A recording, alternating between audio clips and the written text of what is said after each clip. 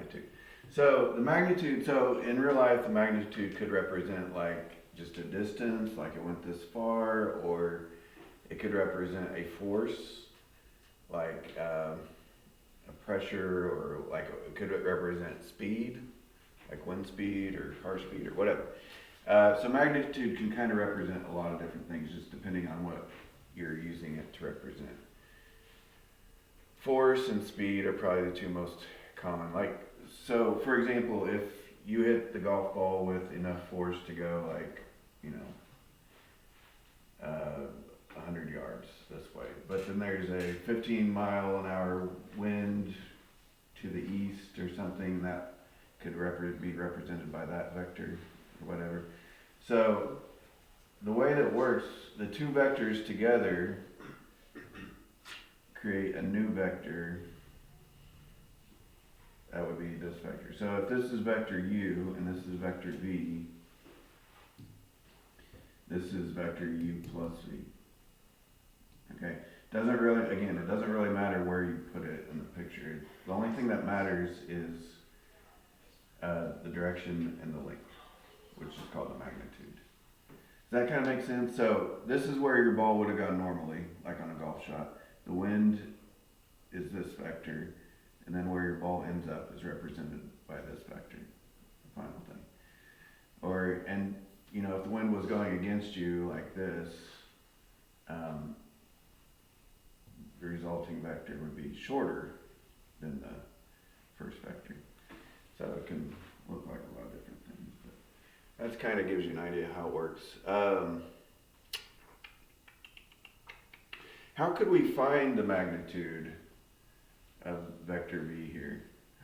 Which means it's kind of like how long it is.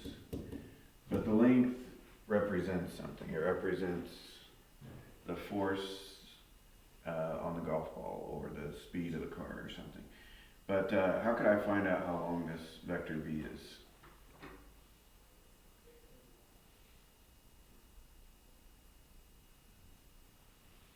Here's a hint.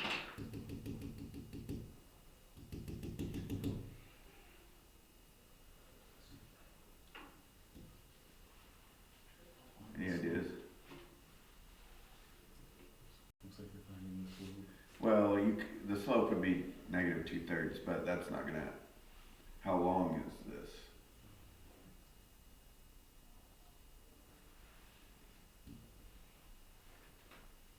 And my brains are rusty in Pythagorean theorem, right?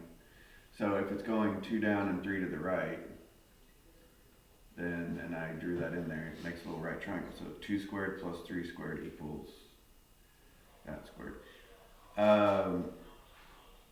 Let's see, that'd be like 4, it's like square root of 13. So some kind of weird number. The symbol, I think we're doing this today. The symbol for magnitude, don't ask me why, is absolute value symbol. So the magnitude of vector v is square root of 13. It's like 3.8 or something. Anyways, you know, no kind of guess going.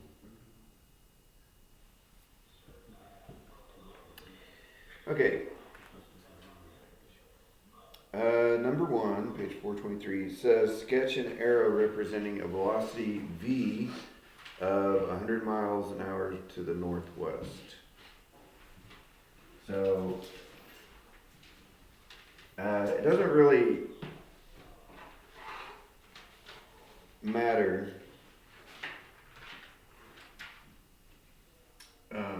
how long you make the arrow, because we can say these squares are, but don't make it too big because we gotta fit some other stuff in here. So this will be vector v. The direction did matter. I'll actually, yeah, let's leave that. I'll choose 2 squares, 2 diagonal squares. Okay, and then it says sketch 2v. What do you think 2v means? Double. Double, yeah. So instead of, so it'd be like 200 miles an hour.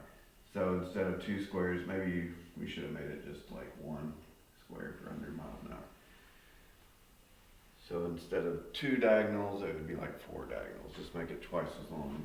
Call it 2v. 2v or not 2v?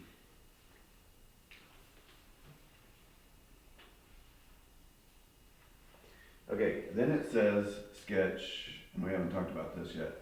What would negative v look like? Now I'm asking you guys to guess here since we haven't talked about it. What do you think negative v would look like?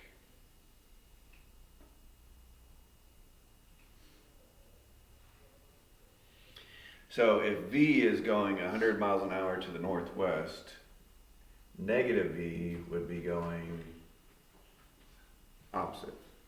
So it would be going southeast, 100 miles an hour.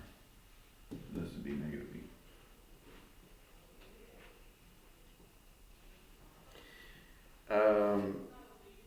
Oh, I didn't read the second part. On B and C it said what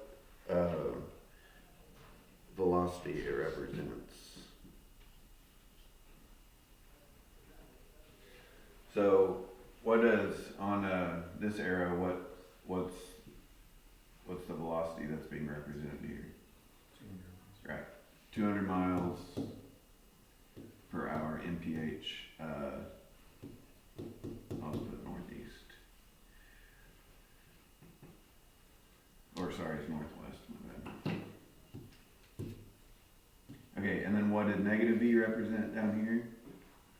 100 miles from southeast. Right, 100 mph to the southeast.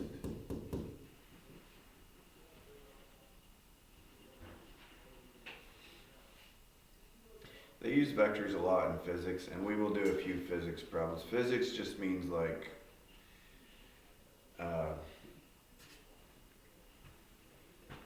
how forces interact upon each other.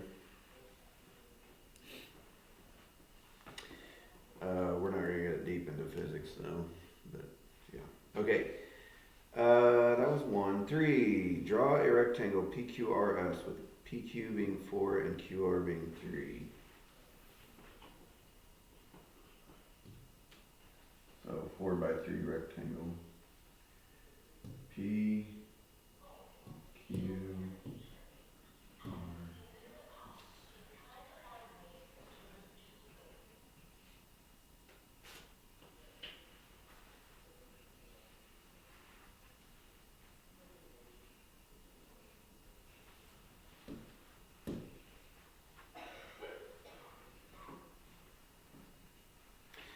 Okay,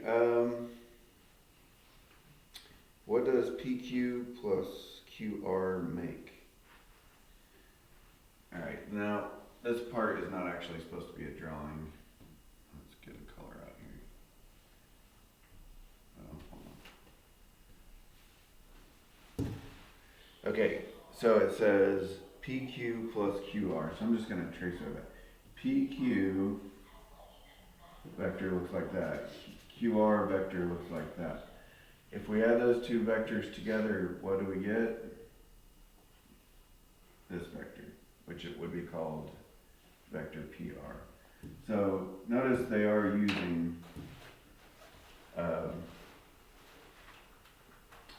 they use the right symbol on this. Oh, okay, yeah, I'm not gonna do that. I think more books use the half, like that symbol, rather than the arrow symbol. But notice they did use 2 letters, so that is, happens occasionally also. Okay, any questions on that? PQ and QR together make PR, basically. The blue lines aren't really part of the answer, I'm just drew those so you can get a visual. Okay, C, no, that was A, never mind. B, okay, B says the same thing, but they put absolute values around it. What did I say the absolute values meant?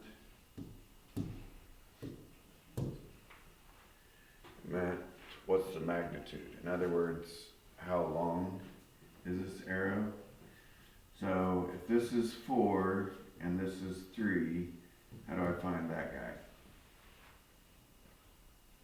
guy? Pythagorean theorem. You guys have this one memorized yet? 3 squared plus 4 squared equals what squared? 5 squared. So it's just 5. The second most common right triangle, 5, 12, 13. Save yourself some work if you memorize this. Also multiples work. So 3, 4, 5 works. And if you times these by 2, 6, 8, 10 works. Or times these by 3, 9, 12, 15 works. Anyway. We'll decide the points. Okay. Magnitude is 5. Okay, what if we do C, PQ plus RS? Okay, this one might be a little trickier to think about. We're not used to vectors yet. So PQ looks like this, and RS looks like that. What's going to happen when we add these two vectors together?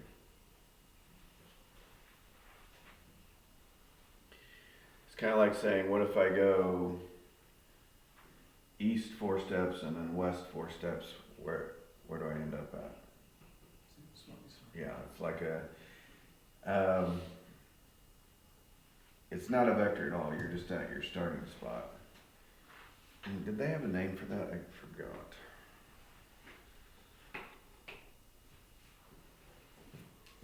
But, yeah, they just put 0, because it's like a non-vector, it doesn't exist. See if they have a name for it.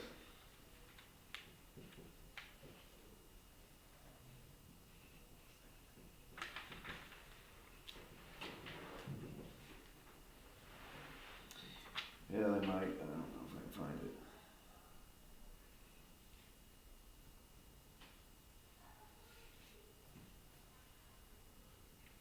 Okay, well, yeah, I think they just call it a vector 0, which means it's like non-existent. It's kind of like a point. A point doesn't actually have any size, so that's kind of what happens. So notice, yeah, up here, those two vectors weren't actually touching each other, but when you combine them, they just cancel each other out. Okay, number 5.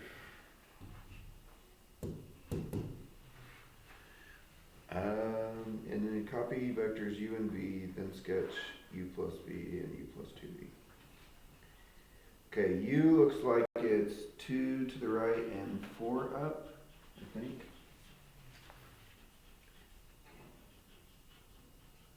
So, that. And v looks like it's 1, 2, 3, 4, 6 and 1. 6 to the right and 1 up. This might take quite a bit of space. In the picture, they were like, they started at the same spot, but the starting point doesn't really matter.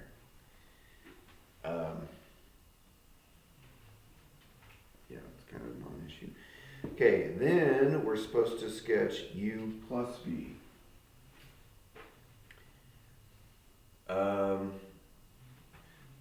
So I can kind of cheat because I got the smart board up here. What would u plus v look like? Well, if I stack them together, like u and then v, it goes from here to here. Okay, what's a good way of figuring out like how many right and how many up we go? Any ideas?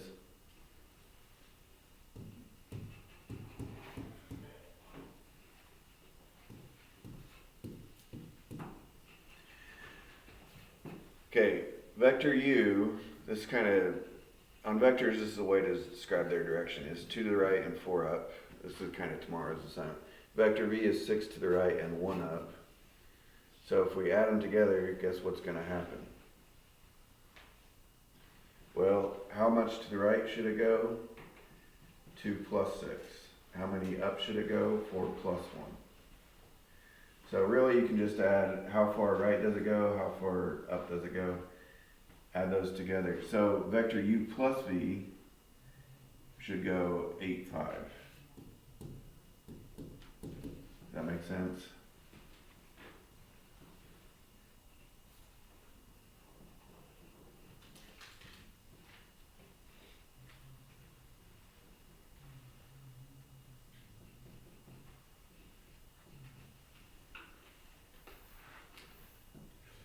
Alright, and then it says u plus 2v. Uh-oh. Oh, it's going to be big. So 2v, guess how big 2v is going to be? Instead of going 6 to the right and 1 up, 12 to the right and 2 up. Just doubles in both directions. So if we add that to u plus 2v, we get 2 plus 12. We get 14, 6. That's pretty big. I hope you guys left some room. So 1, 2, 3, 4, 5.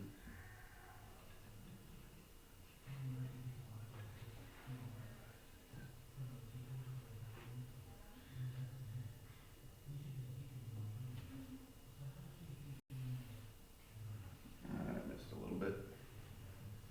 This is u plus 2v.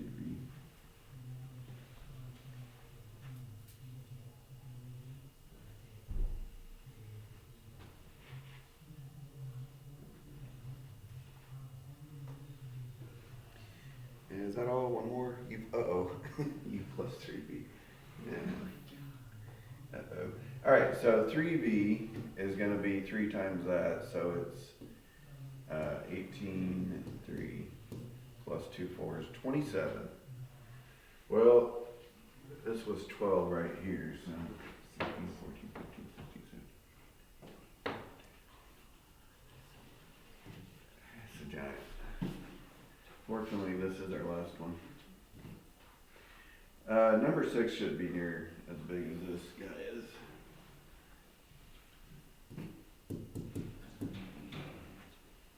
Because they're opposing forces a little bit. Kind of big. On number 6, it actually should go down into the left quite a bit. So you might want to start your drawing up and to the right.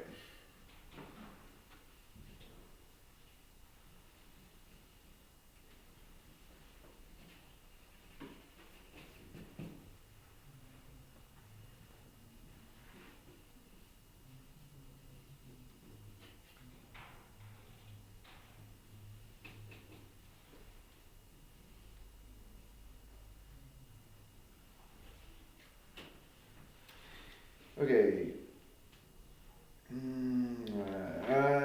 Well, 7's kind of a repeat of 5, and we got supposed to make up around. I think we'll skip that. Should we skip 8 too? Yeah, for time's sake, let's skip 7 and 8. I will point out what they were trying to point out though. How do you think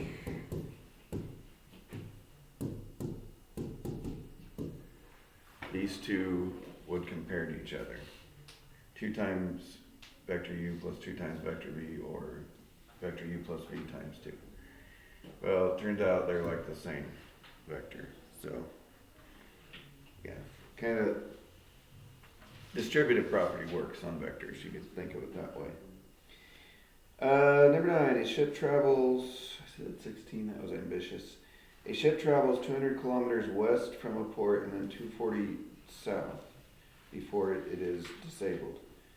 Illustrate this in a vector diagram. Use trigonometry to find the course that a rescued ship must take from port in order to reach the disabled ship. Okay, 200 west and 240 south. The accuracy of the picture doesn't. What the heck? Don't worry about the pictures being too accurate, like with the squares. But so it's 200. I think they said kilometers, didn't they? And then 240. All right. It's really the same as the trigonometry problems we did back. Okay, so they want the course. What does that mean?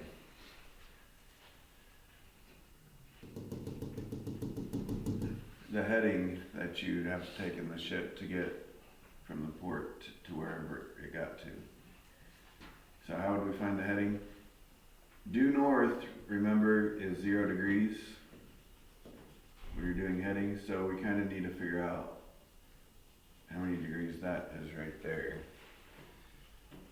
How many degrees would due west be?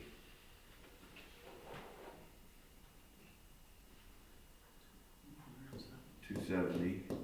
So if we can find this angle right here, call it x, we can do 270 minus x, and that will give us our heading. Okay, how do we find x, angle x?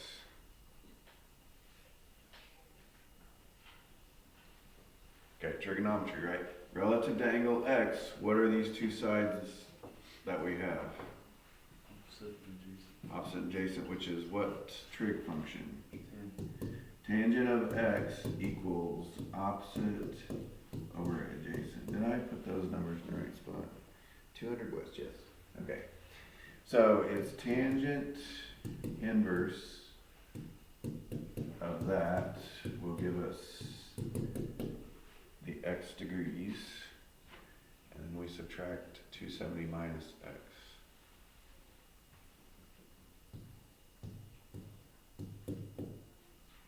And that will give us our heading.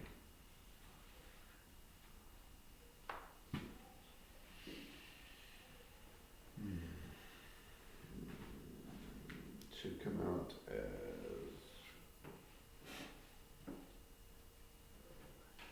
is it 40.2?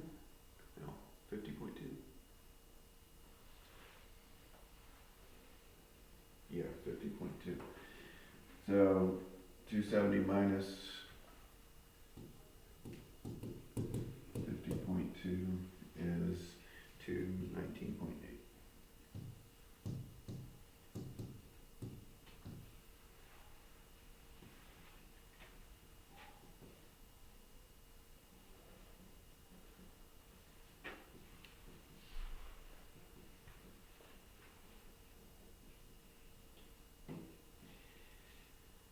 Okay, number 11. On graph paper, make a diagram that illustrates the velocity of an airplane heading east 400 knots and a wind velocity of 50 knots blowing towards the northeast.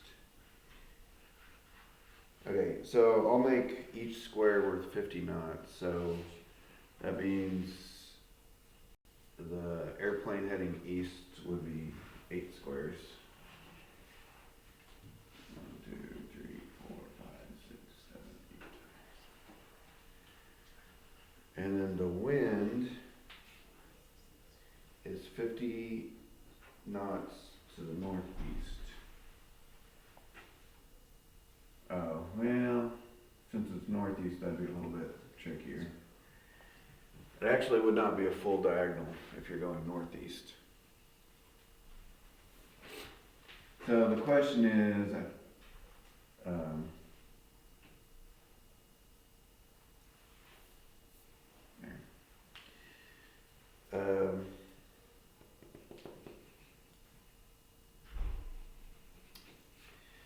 estimate the resultant speed and direction of the airplane. The direction is the angle the resultant makes with due north. So kind of what we did last. It just means the angle, kind of like last problem. So we're kind of like trying to figure out this vector, like how long is it, and what's its direction also. So it's a little bit trickier because you guys know what makes this one trickier than the last problem? It's not a right triangle when you put those vectors together, but you could kind of make it into a right triangle. So I wonder how they want us to do it. We could use higher level trig. Or we could just find out the coordinates of the longer vector. That'd probably be the easier way to do it. Like, when I say higher level trig, I mean like log sines or stuff like that, log cosines. Okay, this one was 800. Okay, if we have a 50 degree or 50 whatever perfect diagonal, how do I figure out how long this and this is? Like this one right here is supposed to be 50. So how do I figure out how far east and north that's going?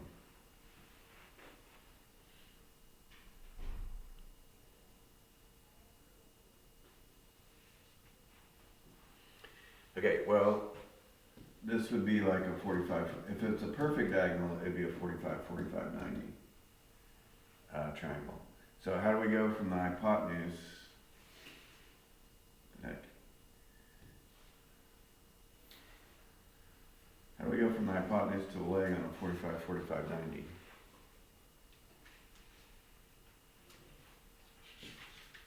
Divide by square root 2. You could also, if you knew this is 45, you could use a trig to do it. But that would come out as,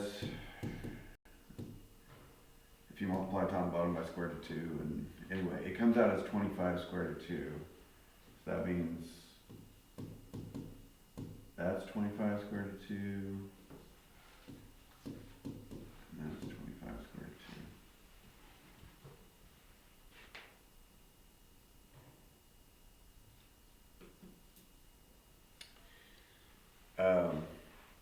So the resulting vector in the eastward direction, it would be 800 plus 25 square root of 2. In the northward direction, it would be 25 square root of 2.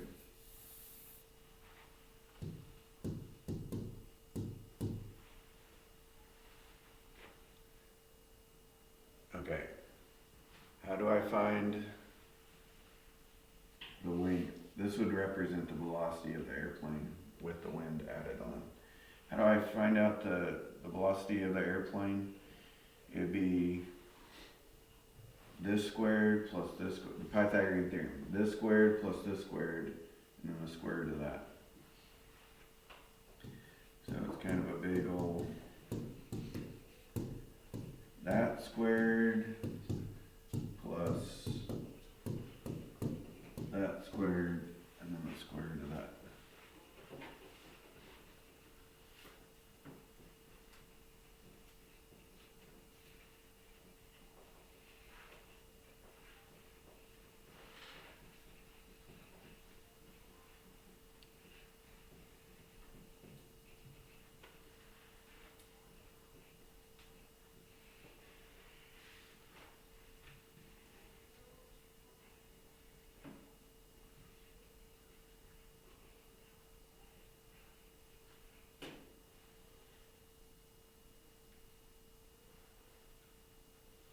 I'm thinking, yeah, we could have used law of cosines, which is, I don't know, that was kind of the trickier of the two. Because we could have figured out this angle was 135 degrees. Then we'd had side angle side, which is law of cosines, not law of sines. So this might be the easiest way to do it.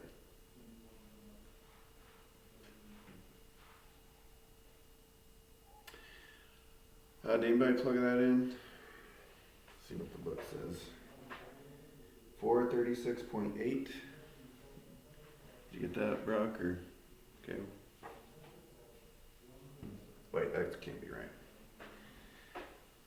I'm already numbered. Oh shoot! What the heck? Okay, this was a 400, not an 800. You guys gotta correct me when I say stuff like that. This is a 400, not an 800.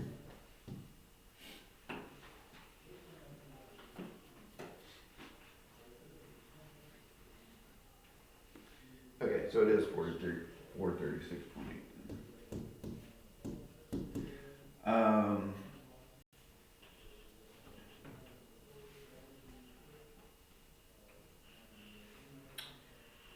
I guess, okay. That's just our first answer too. Do you guys remember what a knot was? It stands for nautical miles per hour. A nautical mile is like 1.1 miles. It's weird. I don't know. British made it up, so that's why it doesn't quite make much sense. Okay. I think they used to use like knots and ropes to like measure how far it was in the water or something. Anyways. Oh, direction. We need direction too. So direction would be like here's due north. So here's 0 degrees. So from here to here, how many degrees would it be? So if we can find this angle right here, and then subtract, so from north to east, that's 90 degrees. So if we do 90 minus this little angle right here, that will give us our heading. How do I find that little angle right there?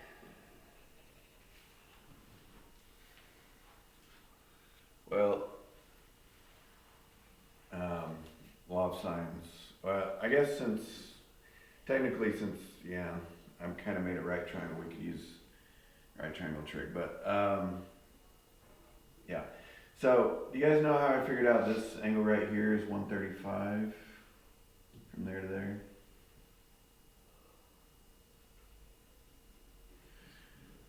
Okay, if you're going at a perfect diagonal, that means you're like splitting a 90 in half, right? So both of these would be like 45-degree angles right here. So perfect diagonals go at like a 45-degree angle. So I did 90 plus 45. I think I got 135 for that angle in the triangle. So maybe I should blow the triangle up a little bit. Let's, so it's 135, 436.8. Oh, I don't have that one. 400. Oof. Okay. Well, that's true. Oh yeah, I do have this one's 50. I forgot. Okay. So law of sines. You guys remember law of sines? It's been a while. Sine of the angle over the side equals sine of the angle over the side. So sine of 135 over 436.8 equals sine of x over 50.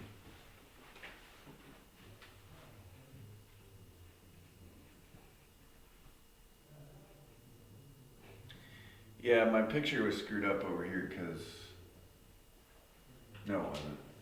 That looks about right actually. Okay. And how did we solve this? Cross multiply 50 times sine of 135 equals sine of x times that, but then you divide by that again, so kind of leave 436.8 alone actually. So how do I solve that for x?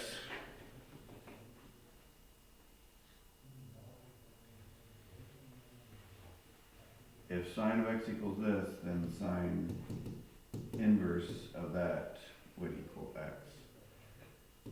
So maybe got a little bit rusty on our trigonometry.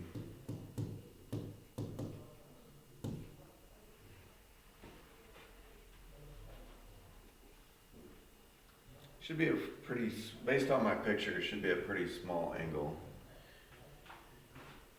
How small is it?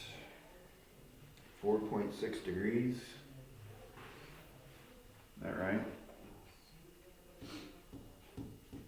Okay, that's not the answer we need. We need what's our heading.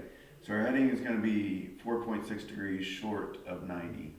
So 90 minus 4.6 is 85.4 degrees.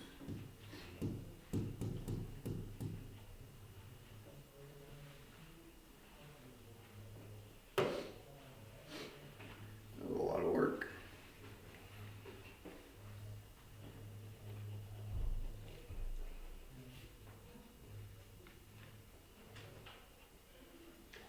Well, okay, this might, I guess we'll probably turn into a 2-day assignment. So, I want you guys to do some stuff on your own today, and then we'll maybe finish 13 and 15 tomorrow. So, you guys try the first half on the evens.